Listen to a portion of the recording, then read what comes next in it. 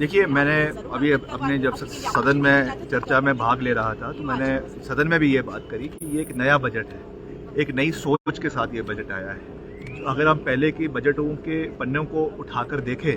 तो उसमें इस तरीके की एक नई सोच हमको देखने को नहीं मिलेगी। ग्रीन एनर्जी की और ग्रीन स्टेट की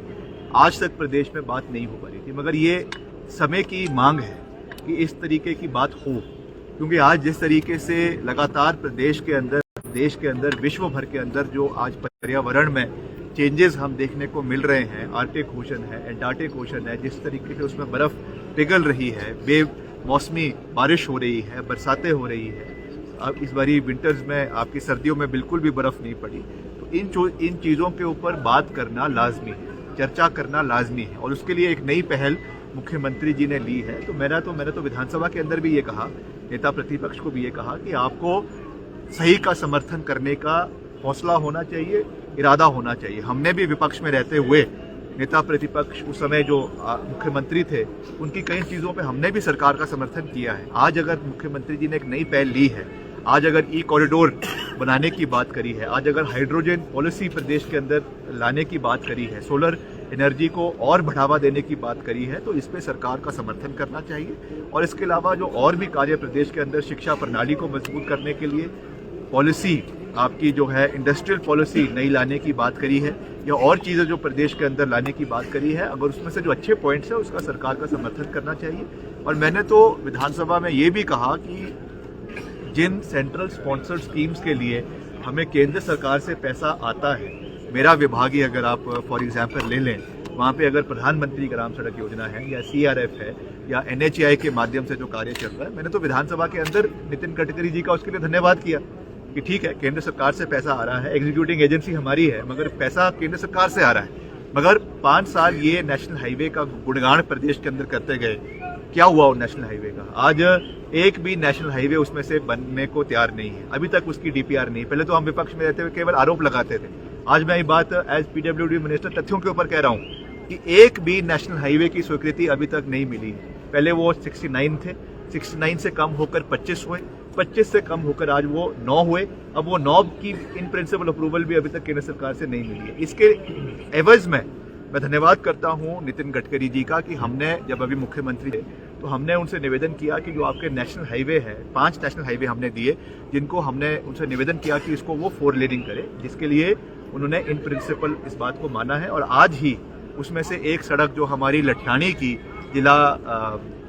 बिलासपुर में आती है, उसको जो है अप्रूवल NHAI की 900 करोड़ रुपए की स्वीकृति उसके लिए मिल गई है। तो ये आज मैंने विधानसभा सत्र के अंदर भी इसकी जो है जानकारी सदन को दी, और ऐसे आने वाले समय में और भी जो जानकारियां आएगी उसको हम देते भी रहेंगे। उसके लिए हम पारदर्शिता डिपार्टमेंट के अंदर कैसे बनाने का प्रयास कर रहे हैं, उसके बारे में भी मैंने बात करी कि हम जो है सबसे पहले तो एक ठेकेदार को केवल 2 काम देंगे, ये बात मैंने पहले भी कही है। और दूसरा, हम जो बड़े कार्य हमारे प्रधानमंत्री ग्राम सड़क योजना के तीसरे चरण में जो आपके ठेके लगेंगे विकास कार्यों के, अभी जिसके कार्य शुरू होने हैं, उसमें हमने ग्लोबल टेंडर की बात करी है। आज तक हिमाचल प्रदेश में ग्लोबल टेंडर इनमें नहीं लगाए जाते थे। इस बारी हमने ये कहा है कि हम सर्कल वाइज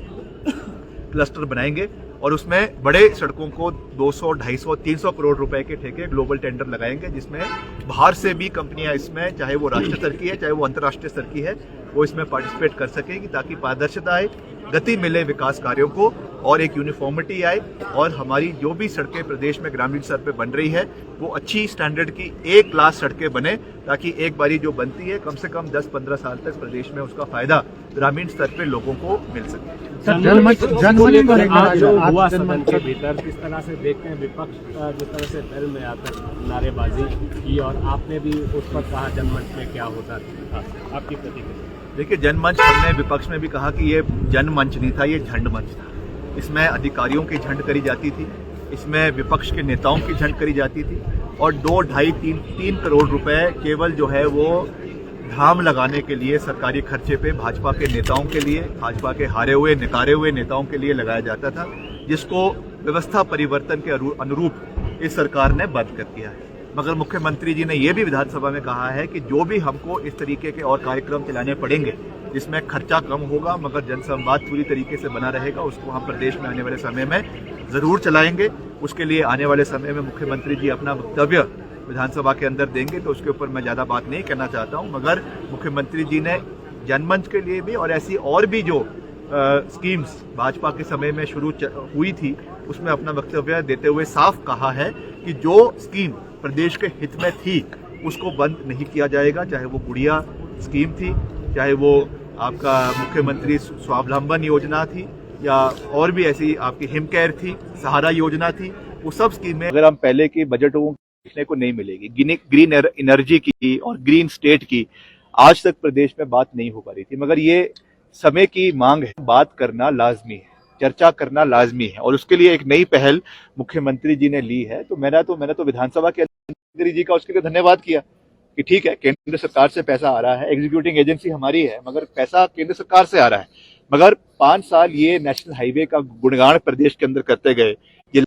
सत्र के अंदर भी इसकी जो है जानकारी सदन को दी, और ऐसे आने वाले समय में और भी जो जानकारियां आएगी उसको हम देते भी रहेंगे। उसके लिए हम पारदर्शिता को और एक यूनिफॉर्मिटी आए, और हमारी जो भी सड़कें प्रदेश में ग्रामीण स्तर पे बन रही है वो अच्छी स्टैंडर्ड की A क्लास सड़कें बने, ताकि एक बारी जो बनती है कम से कम 10-15 साल तक प्रदेश में उसका फायदा व्यवस्था परिवर्तन के अनुरूप इस सरकार ने बंद कर दिया है। मगर मुख्यमंत्री जी ने यह भी विधानसभा में कहा है कि जो भी हमको इस तरीके के और कार्यक्रम चलाने पड़ेंगे जिसमें खर्चा कम होगा मगर जनसंवाद पूरी तरीके से बना रहेगा, उसको हम प्रदेश में आने वाले समय में जरूर चलाएंगे। उसके लिए आने वाले समय में मुख्यमंत्री जी अपना वक्तव्य विधानसभा के अंदर देंगे, तो उसके ऊपर मैं ज्यादा बात नहीं करना चाहता हूं, मगर मुख्यमंत्री जी ने कहा है कि जो स्कीम प्रदेश के हित में थी उसको बंद नहीं किया जाएगा, चाहे वो गुड़िया स्कीम थी, चाहे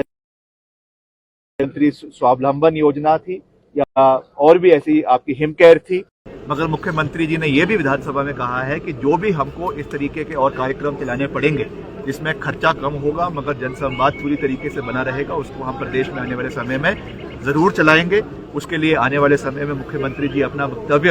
विधानसभा के अंदर देंगे, तो उसके ऊपर मैं ज्यादा बात नहीं करना चाहता हूं, मगर मुख्यमंत्री जी ने जनमंच के लिए भी और ऐसी और भी जो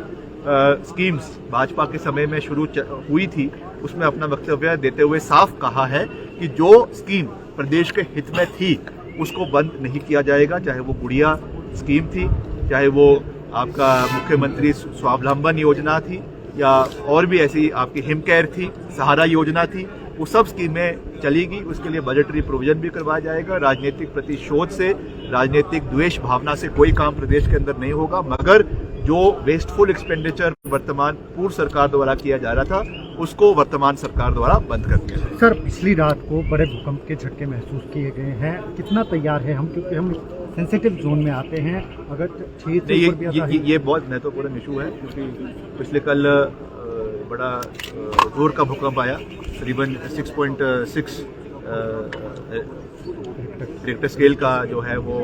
भूकंप आया, और अफगानिस्तान में इसका एपिसेंटर था, मगर झटके पूरे नदन इंडिया में हमको देखने को मिले। हिमाचल प्रदेश के कुछ हिस्से वैसे भी सिस्मिक 5 जोन में आते हैं। जब मैंने पहली बार विभाग के साथ बैठक करी थी PWD के साथ, तो उस समय भी मैंने इसके ऊपर चिंता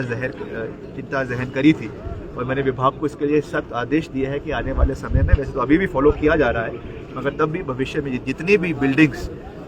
विभाग द्वारा बनाई जा रही है उस पर खास ख्याल इसका रखा जाए कि किस तरीके से हमको इसको जो है वो अर्थक्वेक रेजिस्टेंट बनाना है। जितनी भी लेटेस्ट टेक्नोलॉजीज है उसके ऊपर मैंने इंजीनियरिंग चीफ से भी ये उनसे निवेदन किया है कि आप इसके बारे में पूरी स्टडी करें, ताकि आने वाले समय में जितने भी हमारे भवन बन रहे हैं उसमें इस चीज़ को इम्प्लीमेंट किया जा सके, क्योंकि हमें हर आपातकालीन परिस्थिति के लिए जो है वो तैयार रहना चाहिए। हिमाचल जैसे हिल एरिया में कितने व्यवहारिक हैं और है ही नहीं, कहाँ है, गई भैंस पानी में बनाने के व्यवहारिक थे, है थे नहीं ना, तो उसका कोई औचित्य नहीं था। मगर उसको मैं ऑन रिकॉर्ड धन्यवाद कर रहा हूँ नितिन गडकरी जी का, जिन्होंने 6 नेशनल हाईवे को 4 लेनिंग के लिए स्वीकृति दी है, जिसमें से एक जैसा जिसके मैंने अभी नाम लिया आपका लठियानी वाली सड़क, उसको जो है उसके लिए 900 करोड़ रुपए की स्वीकृति आज प्रदान हो गई है।